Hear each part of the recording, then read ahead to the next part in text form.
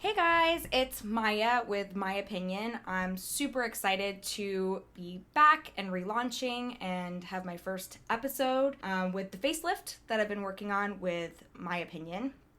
As promised, today I have one of my best friends with me, Sloan. You guys have seen her on my social media pages, I'm sure. Known Sloan for so many years. We actually went to the same high school, so we're not going to say how many years that is. But I'm super excited to have her here. She's going to be talking about finance today, and I really want her to talk about her background and just give us some advice about finance and how we can apply it to our lives. So, Sloan, welcome to the first episode of My Opinion. Thank you so much. I really appreciate it. I'm really glad to be here. Yeah, I'm so excited. So, why don't you tell us about your journey to becoming an attorney, and now you're in the finance world. So, talk us through that. So, I was born in South Africa and moved to the U.S. when I was 6 years old. So, I am the daughter of immigrants. I grew up in Peachtree City, Georgia, which is the land of golf carts. And then I moved on, went from there to college, where I focused with political science, and then graduated from there and went to law school in Jacksonville, Florida, at Florida Coastal School of Law. And then I have been a practicing attorney for the last 7 years or so. Primarily, my focus for the first 5 years was family law, and then I transitioned from there into bankruptcy law for the last 2 years and some change. I will be practicing for a full 7 years in December. Yay, congratulations. I know, that's so exciting. So I remember when you were in family law, it wasn't your favorite. Yeah, so I was also doing family law, criminal law, personal injury, probate, so I was doing a little bit of everything. Family law is very dramatic. There's a lot of emotions involved, which is not my favorite thing. I feel like bankruptcy law is a lot more straightforward, a lot more focused, and a lot more rule-oriented. So that's kind of the things that I kind of associate with. It's just always funny that it's always all about the money, because I feel like so many jobs in being an attorney deals with money. And so anytime we go out or anytime we are anywhere, yes, anytime they find out I'm an attorney and specifically what I do, either even when I was a family law attorney or even now as a bankruptcy attorney, I feel like every time it's always about, so what should I be doing? How should I handle my finances? What should I do? What should I be doing? How should I be planning? How should I handle my accounts? All of those kinds of things. Right. I mean, we'll be out and just sitting at a bar or in the restaurant, and, they ask us what we do, and then they just gravitate towards you. Well, let me tell you about my financial story, right? And they want to know how they can get out of debt, or should they file chapter whatever. Obviously, I know nothing about this, guy, so that's definitely why Sloan's here today. But it was really exciting to watch you transition from family law to, or, criminal, all the things you've done in the past, to bankruptcy, because you are so passionate about it now, and finance. Yeah, absolutely. And I think I've always been really passionate about helping people with their finances. And it's something that I really gravitate towards because it's something I really struggled with, especially when I was in college. The overdraft fees, every single time you're ordering pizza, you're really hoping that debit card swipes all the way through. Oh, yeah. So it's certainly something that I had a lot of trouble with. When I graduated college, I went to my uncle because my parents, not the greatest with finances, love them both, but that was not their forte. And I knew he was really good with finances, and so I basically asked him for a breakdown. And I was like, I really think you're successful. I think you've done very well for yourself. Can you help me? And he was one of those people that kind of mentored me and assisted me and kind of helped me kind of shape my whole trajectory in terms of finances. Definitely. Well, that's amazing that you at that point knew, okay, I've got to get my shit together basically with my finances, because a lot of people at that age don't think about that at all. Well, right. I think it's such a huge thing to have somebody that you can ask. I feel like a lot of people are in situations where they don't know who to turn to if they didn't have good role models, they didn't have good people in their lives that had their finances together. I feel like it's hard to know who to turn to. It's hard to know who to ask the right questions to. And so I think, having a financial advisor, having somebody, even a trusted family friend, is a great way to start in terms of planning where you're going, what you're doing, and how you can get there. Right. I agree completely. I, came from two parents as well that weren't exactly the most financially savvy people. One is really successful financially, but could have probably made better choices. So I completely understand. I had to kind of navigate this on my own. Talk us through, the mentality, how to start this early? Is it too late to start this? In my opinion, I don't think so. It's never too late. It's never too early, right? But how do we set this up? Like, how do we do that? Talk us through that. Well, I think for me personally, I find it really helpful to have a mantra. I think everything starts kind of with your intention setting and kind of your goals. And if this is something that you want to work towards, I think it's really helpful to have some kind of phrase or something that catch-all that'll kind of help you focus yourself and your energy. Okay, so give us an example. Like, what's yours, or what's one that you've given somebody before? The Secret has a lot of really great ones. They have some that are like, I have more than enough money. I'm a money magnet. I love money and money loves me, which always makes me laugh. Yes, really hard. I've heard that one's my favorite. Yeah. It makes me laugh so hard. Manifestation Babe has a couple really good ones. I am harmony with the energy of money.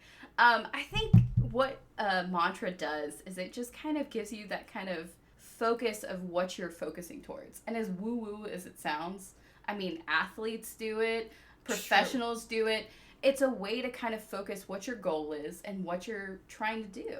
And I think it's a really good starting point for something that's really intimidating and scary to a lot of people. Right. So let's say I'm starting a business, so I would put the mantra like around my business, and then also like healthy relationships with money, and make some kind of mantra like that. And I think money can be scary to a lot of people. I think money can be something that's intimidating. I think, you know, when you're looking at it, all you see is bills. I think that's a really easy way to get bogged down in it. And this is kind of a fun way to flip it on its head. Right.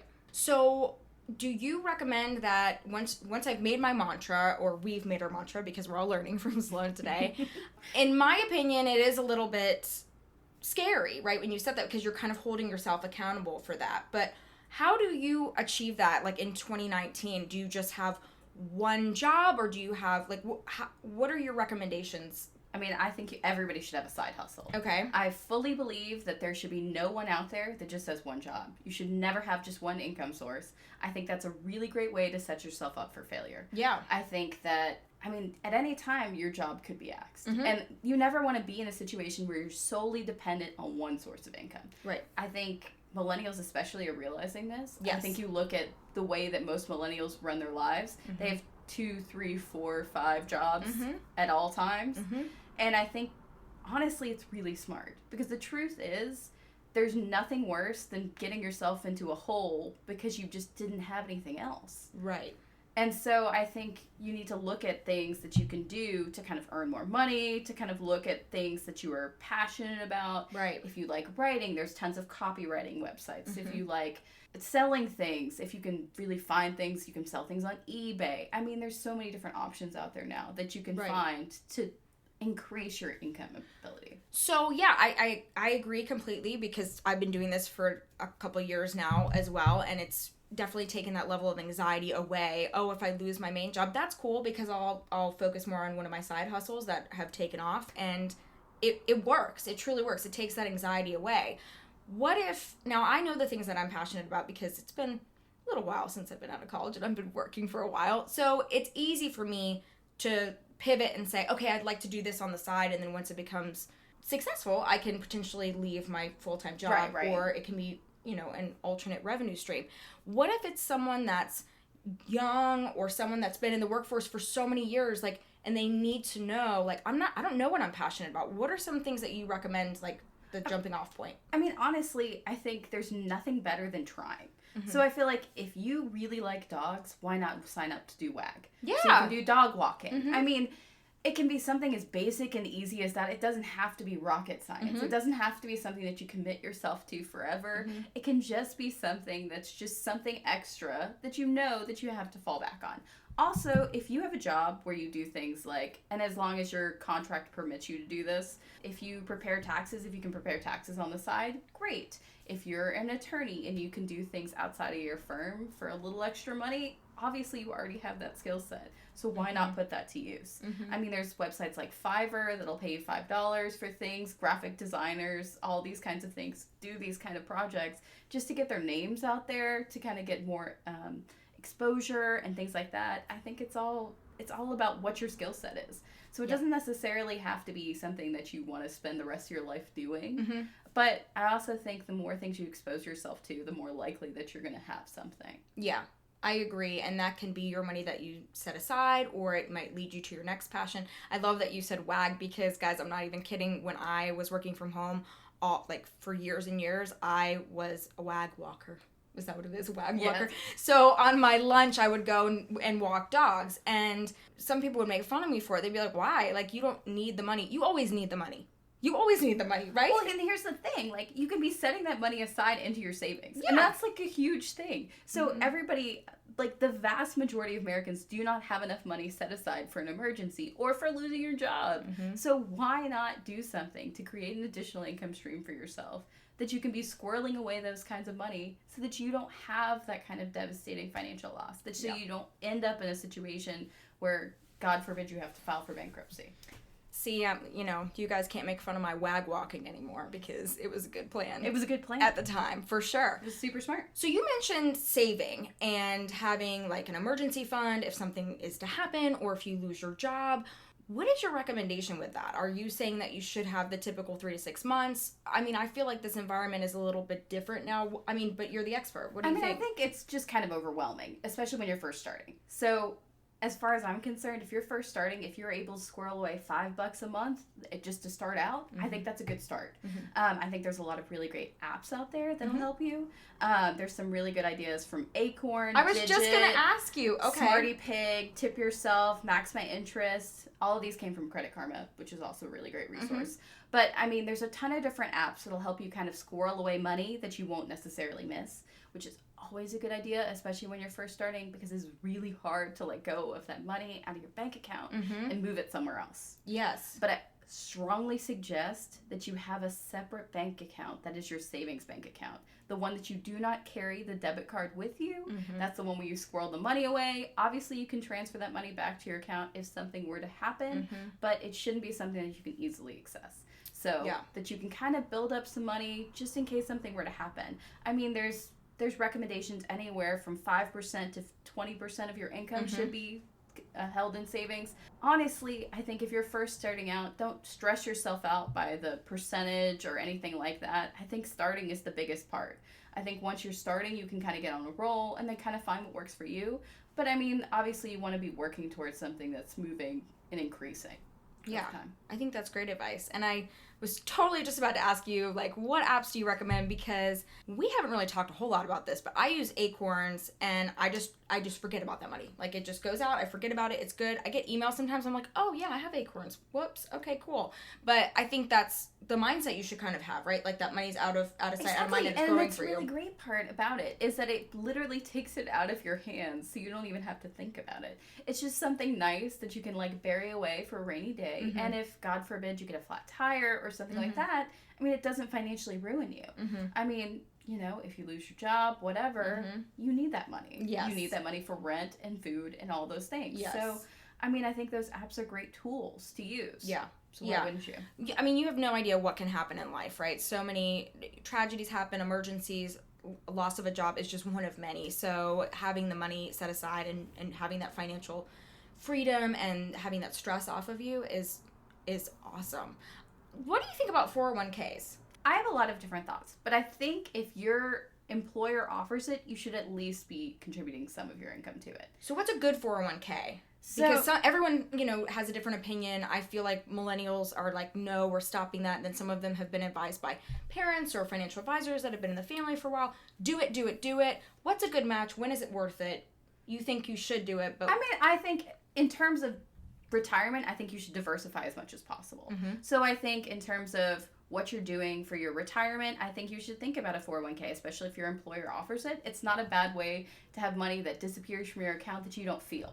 I think it's really hard. Tax-free. Exactly. So that's a positive. That's why I always liked it. So it's not something that you have to think about. It's not something you see disappear from your account. It's not something that you personally have to plan ahead for. I personally use mine. I do 5% of my income. I've heard as much as 10 to 20% of your income. I wouldn't go that far. I'm a big believer in diversifying. I'm a big believer in having multiple places where you're saving for retirement.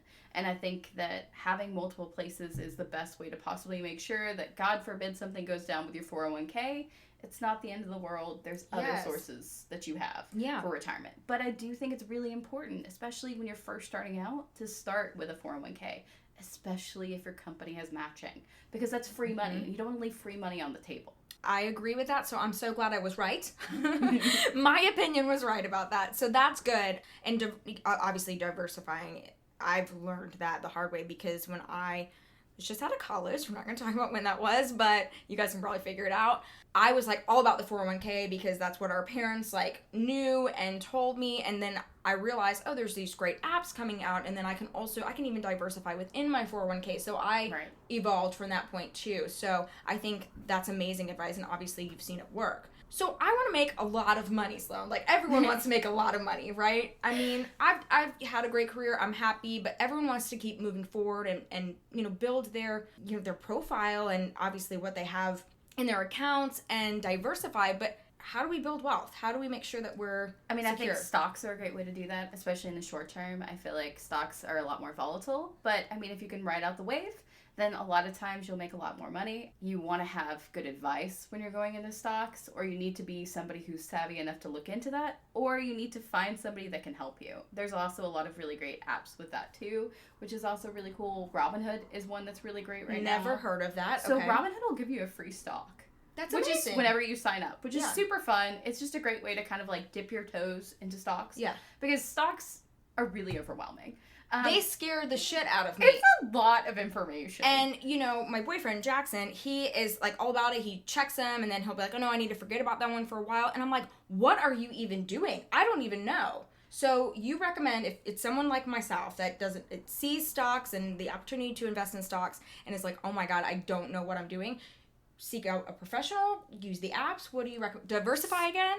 So, I mean, me personally, I do have a professional that helps me with mine. Okay. It was somebody that my uncle recommended. Thank God for him. Otherwise, I would be in a very different position. I feel like this whole story ties back to your uncle. Like, the finances and you having this passion for this and finally finding that that's where you fit in the attorney world. Not to go off on my tangent. I mean, he was an accountant. I think, he was very passionate about money, and he was definitely a penny pincher. He came from the greatest generation. He was World War II vet. Yeah. He was very much, like, very careful with his money. And so I think a lot of the advice he gave me was especially to seek out people who are smarter than me.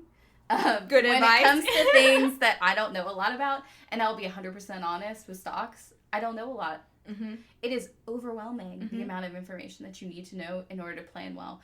There's a lot of great financial institutions that will assist you in coming up with plans that are either, they'll allow you to set up the amount of risk that you want to take, which I also think is really good. Okay. But you just want to make sure that you're signing up with somebody that has really good reviews or really good longevity in the business. So check those Google reviews, Yelp, whatever it is that comes up, right? And if you can always get a personal referral, always better. So if a friend or family member is doing well with their stocks, ask. Right. It's that stamp of guaranteed, you're going to get good, solid advice. I think that's awesome. Yeah, it's a scary world for me, stocks. So I always ask that question, but I'm so fascinated by it. I used to, in my 20s, yes, I'm not in my 20s anymore, I used to read books about stocks all the time, and I played around a little bit with it, and I really didn't lose any money, but I never, I think, had, like, the guts to really, like, go all in. So I'm really fascinated by them. Well, I mean, I think it's just one of those things where, I mean, if you want to try an app like Robinhood, you're not going to lose a lot either. Yeah. So I think it's a really good way to, like, try something, see if it's something that you're interested, kind of making that risk, kind of getting that. But you also have to kind of make more decisions when you do an app like that. And if you really don't want to make as many decisions, you may want to look at things like E-Trade or things like that. Edward Jones. Okay. Companies that'll kind of set things up for you. Yeah, I'm not the best decision maker when it comes to things like that. What else do you recommend? So stocks, we know that works when doing it responsibly and obviously using the right resources, whether it be a financial advisor or something online that you're comfortable using. But what else do you recommend to build your wealth? I mean, you can look at traditional or Roth IRAs. I mean, those are always good sources in terms of, like, if you get a bonus or something extra money that you have left over. Stash it away. Yes. It's a good way to stash it away, and it also is a way to protect you in terms of taxes. When you have to pay taxes is the biggest difference between the two. With the traditional IRA, the contributions are deductible in the year they are made, but with a Roth, your withdrawal won't be taxed. So they're kind of two sides of the same coin. Okay. But So I've always wondered the difference between them. Do you recommend one more than the other, or it just depends on your needs? so if you have a lot of money, which I don't have a crazy amount of money, you can only do a traditional IRA. Okay. But if you have like smaller amounts of money, generally a Roth IRA is a better choice. Okay. And it's also just something that's more feasible for people who don't make bukus. Right. But if you do go with the traditional. You can, yeah. Okay. You there know. you go. All right. Learning so much. The Seriously. rich and famous, no. Yeah. Seriously. I mean, they can do Roth IRAs too, but it wouldn't make sense. It wouldn't make sense. So it depends on how much you are willing to invest and your income level. Absolutely. And a lot of like the best advice I found on that was from CNN and things like that. I mean, if you type in the difference between the two, there's 50 million Google results that will explain all the differences between the two to kind of help you kind of make that final decision. But for me, I feel like if you're younger, Roth just makes more sense. Well, you kind of see it all in the financial world and what you do, obviously being an attorney. So we're talking about how you can make money. Are those your two go-tos for sure, stocks, or are there some other ways that you recommend? Stocks, IRAs, your 401k are all good. Prep for retirement and also growing your wealth. I mean, you can also look in different ways to invest. Some people like property. I personally am not crazy about doing property just because it's very speculative. Property. And I feel like you really have to know what you're doing. I was briefly a landlord. I lasted about 6 months.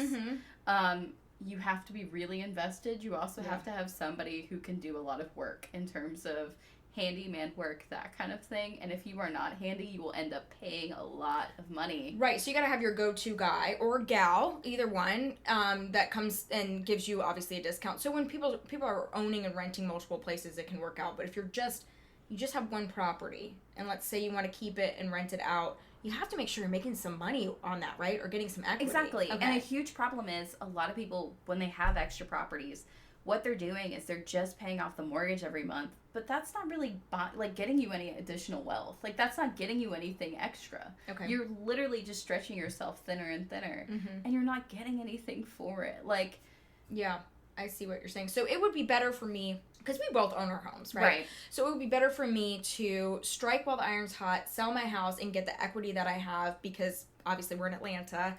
Thank goodness our home value is going up. It's not like everywhere else. Some places have that, some places don't. I mean, especially if you're in a situation where you can make money now. Yeah. If you're in a situation where you're in a good market and you've looked at it and you know that you can make the money, unless you have a designated system that'll assist you in your process in terms of like maintenance and any kind of like hardware needs or anything like that, unless you have that kind of system set up, it is very hard to make money on rental properties.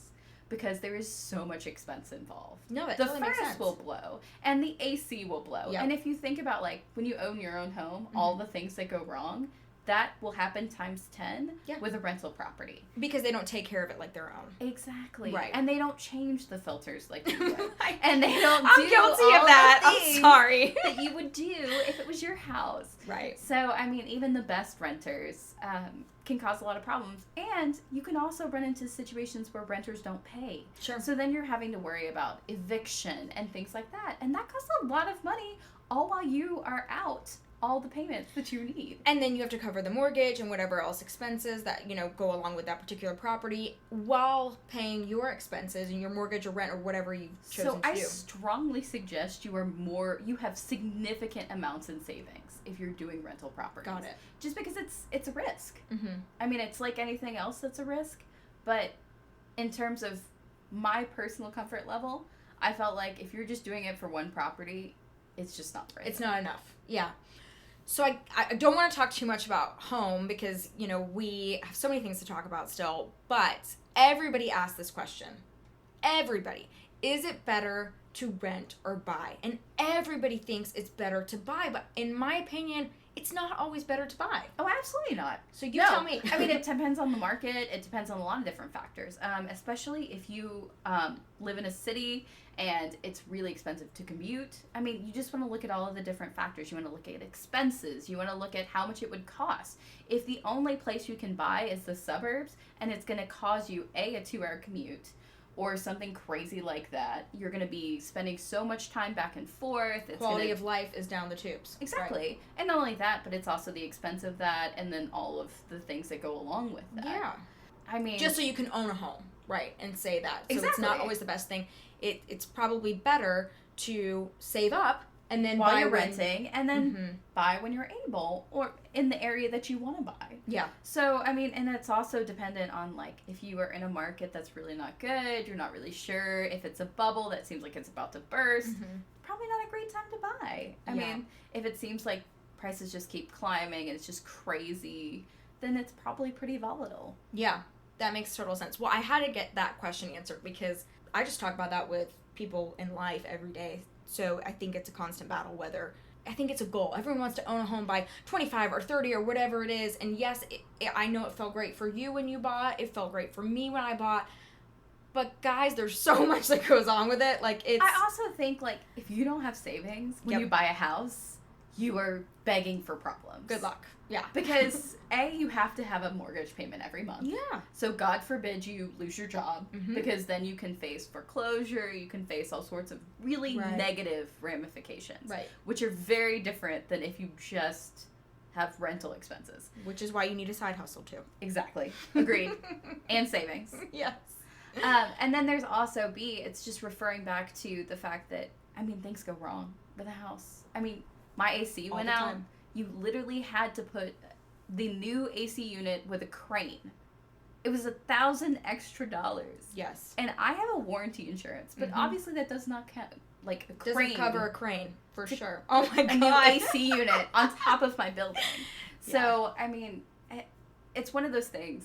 It can be a really great thing, mm-hmm. but I have a huge problem with people who think that checking off boxes at a certain time is a good idea. Agreed. Because I think it's all about what's good for you, what's mm-hmm. going on in your life. And if you are somebody that likes to move every year or every 6 months, good for you. Buying a home is not for you. Exactly. And that's fine. Unless it truly makes sense and you want to invest in an area that you visit or something like that. Right. It's something that you really want to stay. It has mm-hmm. to be something that's a long-term commitment mm-hmm. for you. If you're not ready for a long-term commitment, good on you. Like, that's fine. But you need to know yourself well enough to know that you're not ready for a long-term commitment. Right. And don't buy a house. Right. You don't need one. It's okay. Like, yeah. And ignore your parents. Yeah. Like, I'm sorry that you're not buying a house, but you're also not putting yourself into a precarious financial situation for no reason. Yeah, I think it's just, you said it perfectly. Like, people are just checking off boxes, but we're in 2019. This is such a different time. People have different passions, whether it's traveling or moving different places to work, or maybe it's just not that important. They want to, gain their wealth, like we talked about, in other ways, and that's perfectly fine. An investment in a property is not necessarily a poor choice, but it's not always the best choice for you. Exactly. And it's also volatile. I mean, realistically speaking, Very true. You can buy a house that you feel like is going great and it's in a really good market. 5 years down the line, maybe it won't be.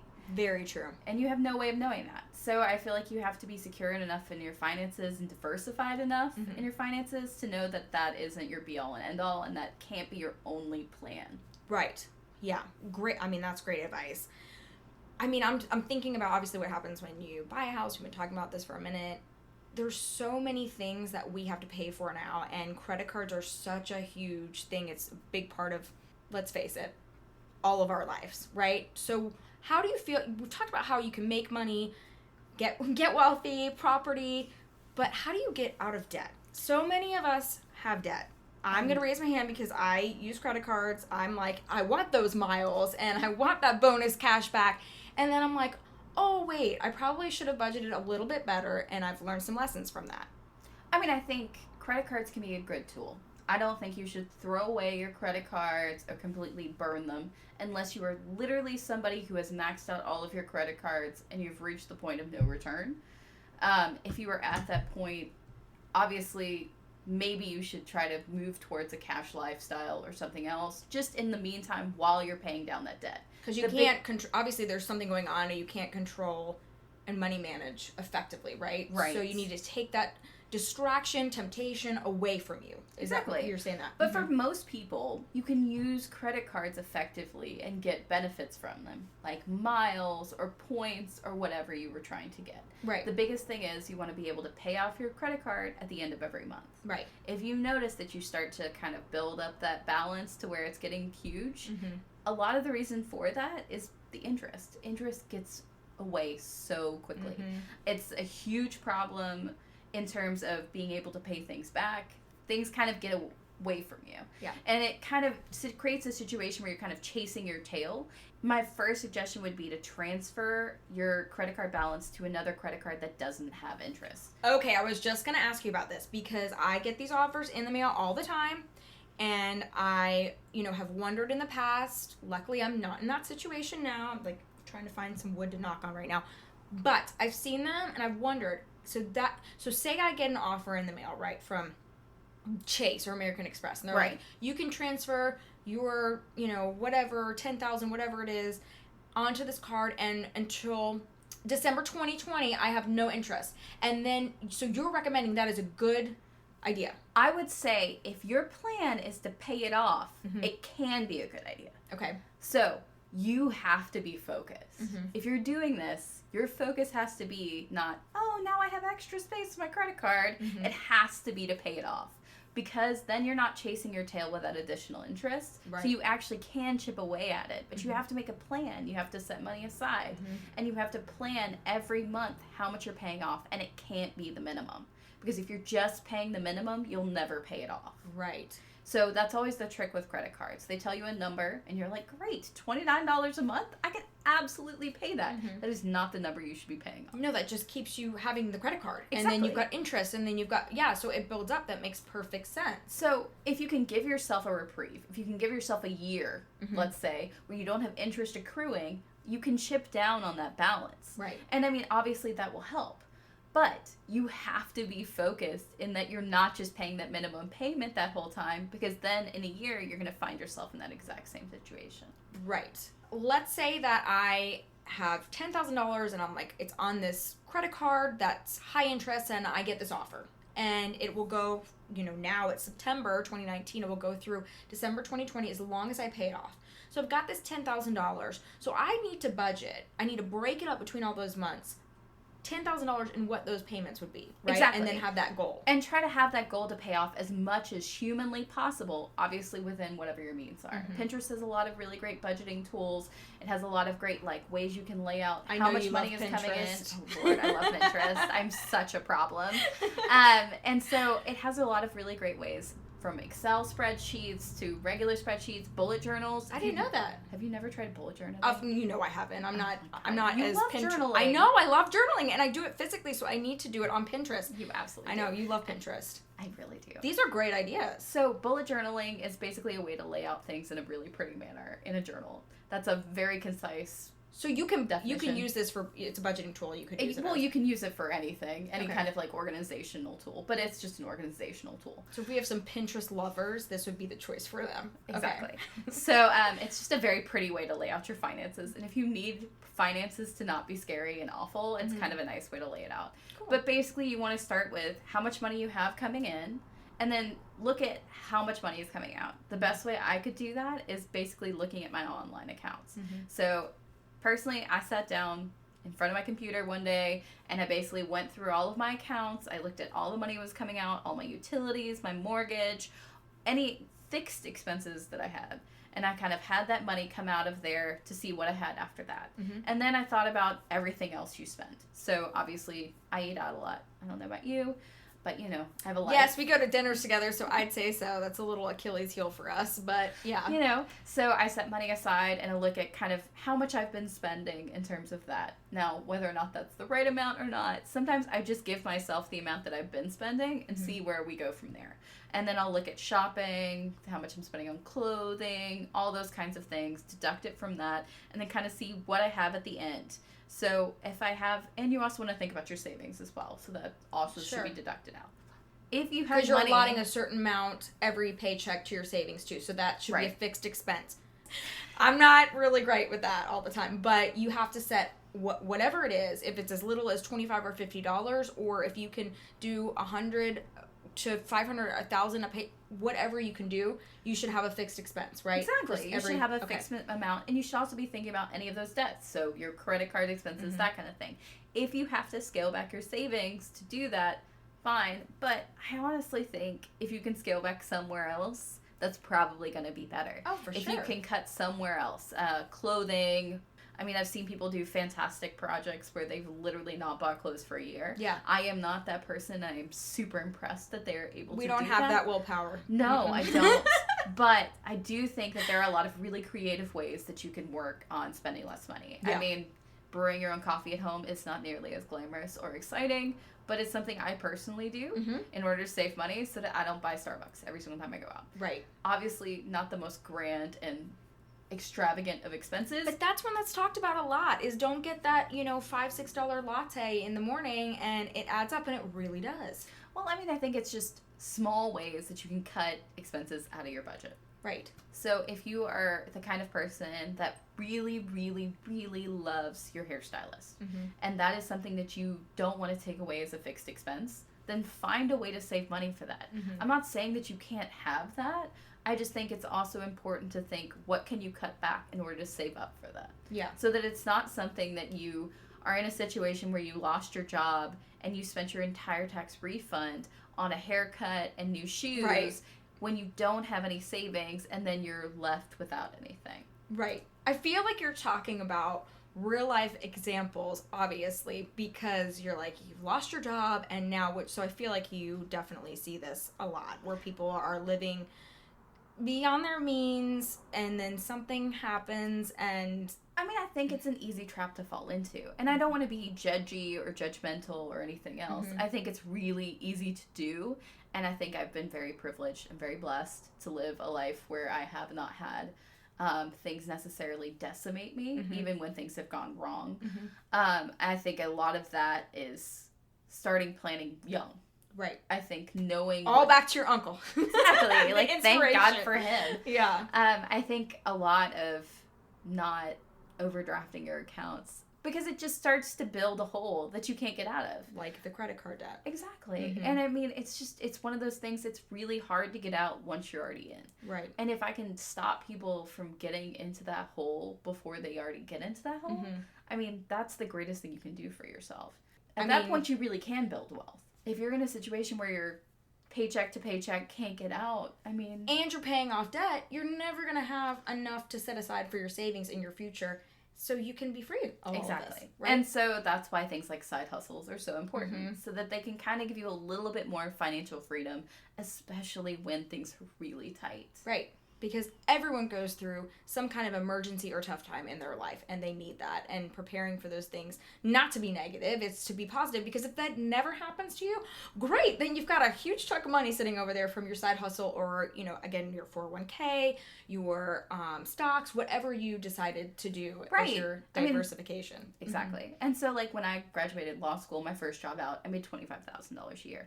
Obviously, that was not enough money to cover all of my expenses. Right. So I lived with roommates. Right. I made a lot of decisions about, like, whether or not I would go out. I also worked retail to make more money. I mean, you have to make sacrifices, you know? And at some point, those sacrifices can pay off if you're able to do it for a long enough period of time. Right. So. For sure.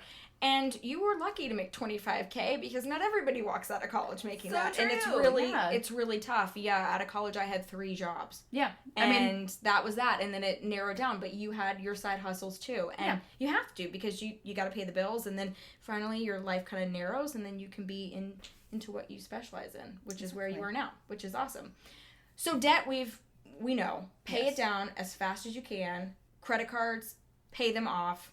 Don't keep that on there, right?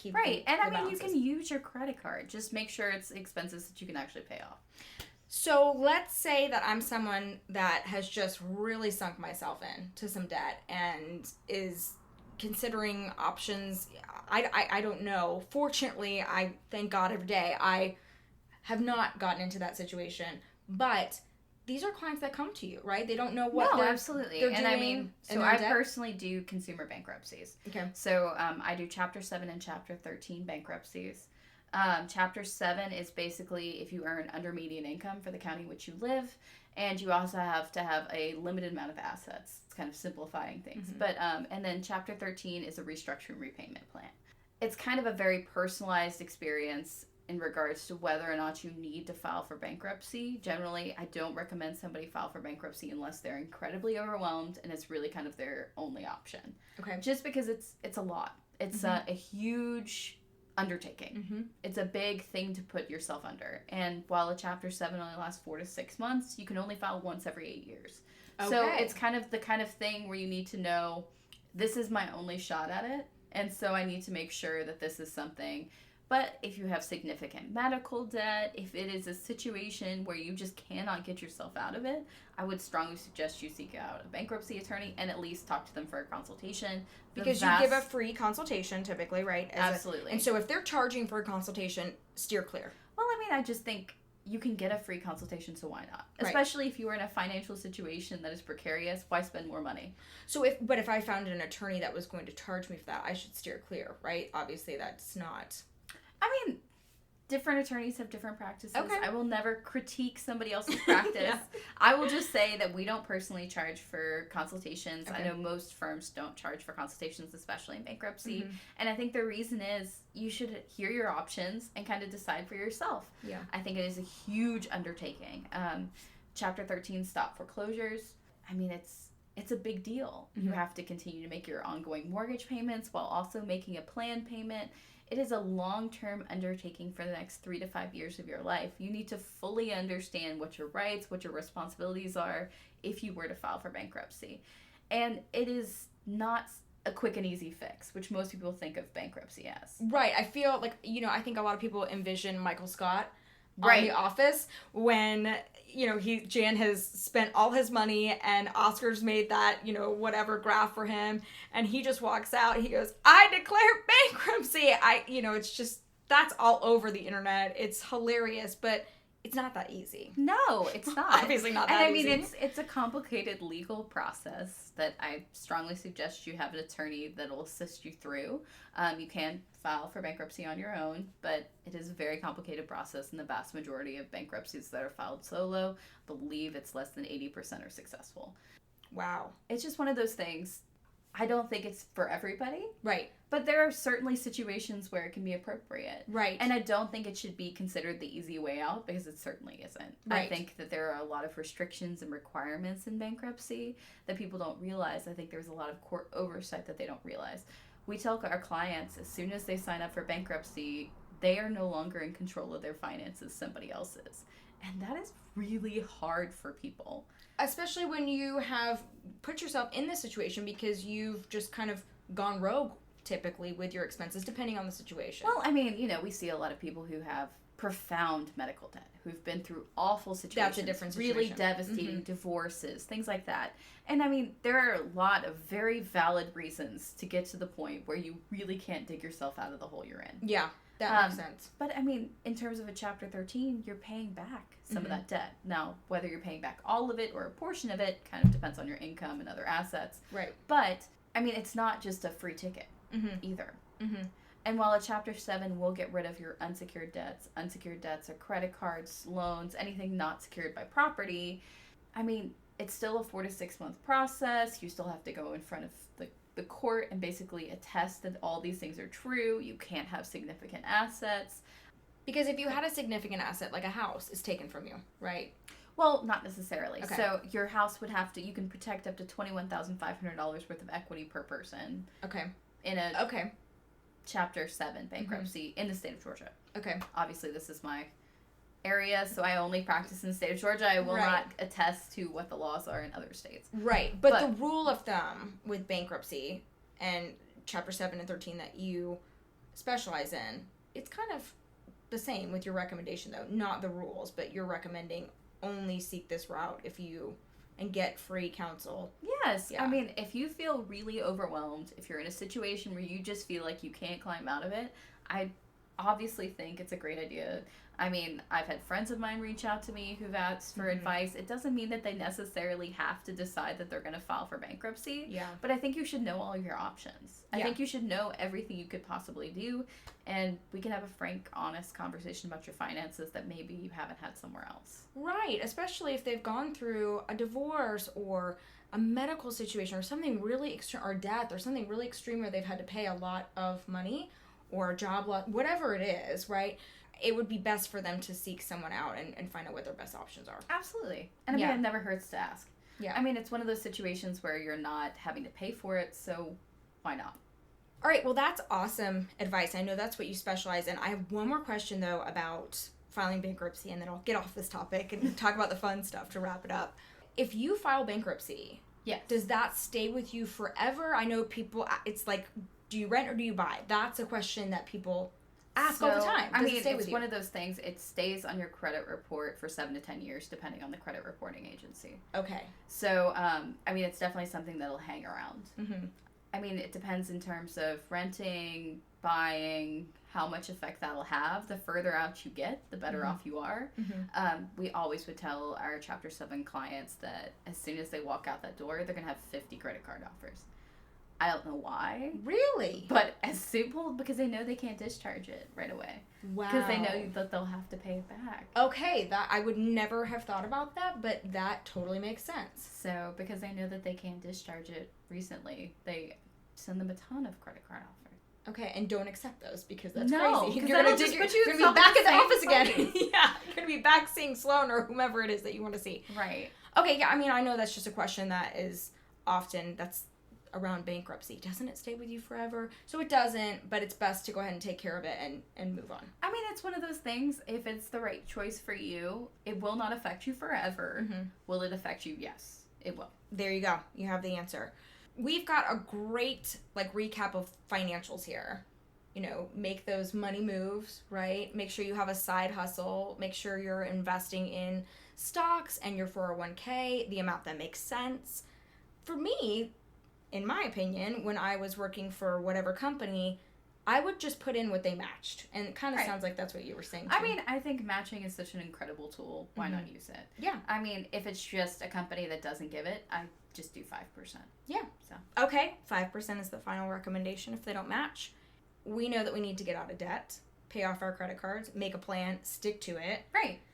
And if you have to go the bankruptcy route, we now know a little bit more about Chapter 7 and Chapter 13. And seek out a friendly attorney. So, Sloan, tell us where your office is. Tell us how they can contact you on social media. Well, I work for the Sadie Law Group. We're off of Claremont Road. If you just look up Sadie Law Group, you just Google, you can find us there. You can also reach me at etate000 on Instagram. You can definitely reach her on Instagram, and I will tag her as well.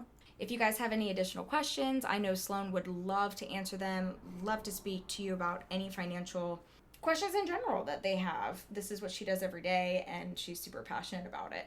I have another question, though, before we close this out.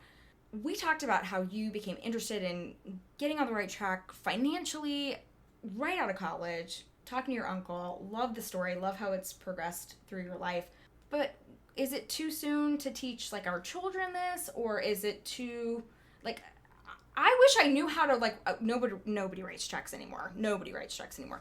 But I wish I knew how to write a check. You know, I was paying my rent in college with a check because that's all they accepted. I know, I'm dating myself now. But, I mean, because, millennials, I had someone come up to me. Technically, we're millennials. But I had someone come up to me at my previous job and say, how do I do this? And you would not believe how often I have had to answer that question. It was a 24-year-old, and I'm like, oh my god, I feel old. My fiance has no idea how to fill out a check. I mean, literally has no earthly idea. I'm like, oh my god. Granted, I don't use checks anymore. I have them just in case, and yes, they're Hello Kitty. But, I mean, I get it. After we laughed, and then I was like, oh, because it was a pretty millennial-friendly office, and I guess he would be even younger. I'm not sure. I'm not great with all that, but he did not know. So when do we start educating? I'm like, if I had a child, I'd be like, okay, let's talk about finances. Let's start a little account. But I think as soon as possible is always the best choice. So actually, one of my friends who's in bankruptcy has just written a book with his daughter. Oh my God, stop. It's called When the Rhythm of the Drum Beat Changes, a child's first book about money. You can find it on Amazon. It's fabulous. It's written by Milton D. Jones, who's a debt relief attorney, also a bankruptcy attorney, and Amber P. Jones, which is his daughter. And Oh it's my their God. like co-written project that they have been working on. It's their love labor it. of love. Mhm. And they're writing all these children's books. They have a project where they're writing about like 10 different books Mhm. about different things that they think that they wish they had learned in school. And Oh so my their God, I focus love is it. on kind of exposing children to things that they haven't necessarily heard about Mhm. or experienced. And so this is the book that he's just come out with. It's absolutely fabulous. I just looked at it today. It's in a whole bunch of libraries, so you can look at it there. Or it's also on all the traditional big booksellers, Amazon, Of course, Barnes and Amazon. Noble, Yeah. Mm-hmm. those kinds of things. Perfect. So- Well, we'll definitely tag that too. It looks super cute. That's so exciting. And, making money fun and making it something that is interesting for kids and important. It is one of the things that we're not, I see this all the time too on social media. People say, I wish I was taught this as a kid, or I wish, we learned this in school. Here we are learning, like, geometry, and we really should have learned how to manage our finances. Well, and, I mean, basic budgeting, basic understanding of money. I think all those things you can start out really young. Yeah. And I think the sooner you learn about it, the easier it is. That way you don't end up in college and overdraft your bank account trying to buy pizza. Right. I mean, Bank of America loves me, I'm pretty sure. Anyway, Sloan, thank you so much for being here with us. This was so fun. Absolutely. It was my pleasure. This Awesome. was great. Awesome. So you guys can definitely follow Sloan. I'll make sure that I tag her in this episode. Any questions you have, of course, you can ask her. You can ask me. You can always find me at Maya Roffler on Instagram and at My Opinion Podcast on Facebook. Thank you so much for listening to the first episode of the relaunch of My Opinion.